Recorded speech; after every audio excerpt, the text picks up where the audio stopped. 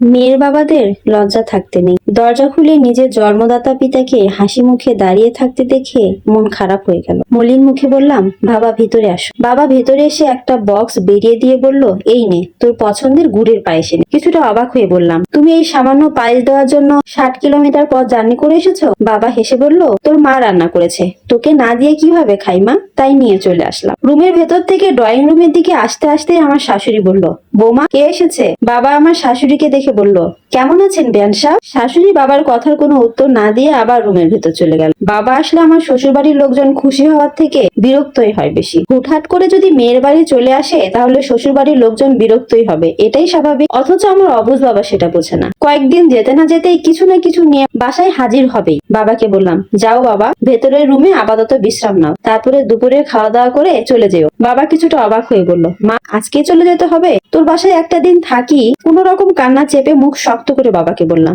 না বাবা, তোমার থাকতে হবে না, দুপুরে খাওয়ার পরেই চলে যাবে। কথাটা বলে আমি রান্নাঘরে এসে কাঁদতে লাগলাম। কতটা অসহায় হলে একটা মেয়ে তার বাবাকে বাসায় একটা দিন রাখতে চায় না, এটা কেউ বুঝতে পারবে না। শাশুড়ির রুমে এসে মাথা নিচু করে বললাম, মা ফ্রিজ থেকে খাসির মাংসটা বের করে রান্না করি, বাবা দুপুরে খেয়েই চলে যাবে। শাশুড়ি রাগী চোখে আমার দিকে তাকিয়ে বলল, এত মেহমানদারি করতে হবে না, তোমার বাপ তো কয়েকদিন পর পরই আসে, তার জন্য খাসির মাংস রান্না করতে হবে নাকি? যা আছে তা দিয়েই খাইয়ে বিদায় করো। লোকটার লাজ লজ্জা বলে কিচ্ছু নেই। কয়েকদিন যেতে না যেতেই মেয়ের বাড়ি এসে পড়ে ভালো মন্দ খাওয়ার জন্য। শাশুড়ির কাছে হাত জোর করে মিনতি করে বললাম, মা আল্লাহর দোহাই লাগে, এভাবে বলবেন না। পাশের রুমে আমার বাবা আছে, শুনলে কষ্ট পাবে। কথাটা বলে আমি চলে আসলাম। শুধু যে আমার শাশুড়ি আমার বাবাকে অপমান করে বিষয়টা তেমন না, আমার স্বামীও করে। একবার আমার স্বামী বাবাকে বাজারে ব্যাগ দিয়ে বলেছিল, বাসায় তো বসেই আছেন, যান বাজারটা করে নিয়ে আসুন। মেয়ের জামাই শ্বশুরকে বলছে বাজার করে নিয়ে আসুন। এটা যে কতটা অপমানজনক আমার বাবা সেটা বুঝতে পারেন। উনি ব্যাগ নিয়ে হাসি মুখে বাজার করতে গেছিলেন। রুমে এসে দেখি বাবা খবরের কাগজ পড়ছে। আমাকে দেখে হাসি মুখে বলল,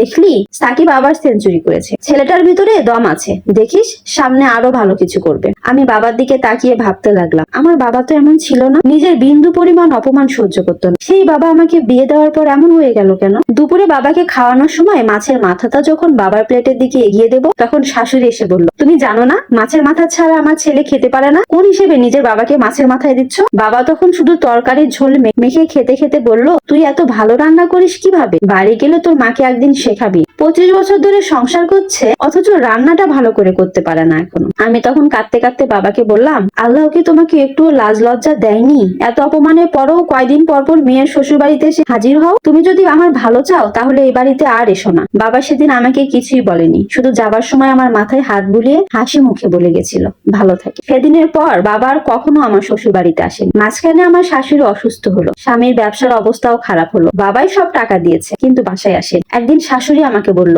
বেয়াই মশাই তো আর আসে না দেখছি। আমি হেসে বললাম, মেয়ের বাসায় এসে কি করবে? মেয়ে তো আর একবেলা মাছের মাথা দিয়ে খাওয়াতেও পারে না, তরকারি ঝোল দিয়েই ভাত খেতে হতো, তাই হয়তো আর আসে না। স্বামী একবার বলল, বাবাকে বলো একবার বাসায় আসতে। এ কথা শুনে আমি স্বামীর চোখের দিকে তাকিয়ে বললাম, কেন, বাজার করার লোক আছে তো, শুধু শুধু আরেকজন লোক বাসায় আনার দরকার কি? শাশুড়ি কিংবা স্বামী সেদিন কিছুই বলতে পারেনি, শুধু মাথাটা নিচু করেছিল। 2 বছর পর আমি মেয়ের মা হয়েছি, কিন্তু মেয়ের প্রতি আমার চেয়ে আমার স্বামীর দরদি বেশি। মেয়ে রাতে যতক্ষণ সজাগ থাকে ততক্ষণ মেয়েকে কোলে নিয়ে হাঁটে। মেয়ে ঘুমালে মেয়ের বুকের কাছে মাথা দিয়ে তার নিঃশ্বাসের শব্দ শুনে। মেয়ে যেদিন আধো আধো গলায় বাবা বলে রেখেছিল সেদিন আমার স্বামী খুশিতে বাচ্চার মতো কান্না করে দিয়েছিল। একদিন মেয়েকে বুকে জড়িয়ে ধরে আমাকে আমার স্বামী বলল, আমার মেয়েকে আমি বিয়ে দিব না, সারা জীবন আমার কাছেই রাখবো, মেয়েকে ছাড়া আমি থাকতেই পারবো না। আমি তখন আমার স্বামীর চোখের দিকে তাকিয়ে বললাম, আমার বাবাও হয়তো ঠিক এভাবে আমাকে বুকে জড়িয়ে ধরে বলেছিল আমাকে বিয়ে দিবে না, আমাকে ছাড়া থাকতে পারবে না। কিন্তু মেয়ে মানুষ বলে কথা, বিয়ে তো দিতেই হবে। মেয়েকে বিয়ে দিল।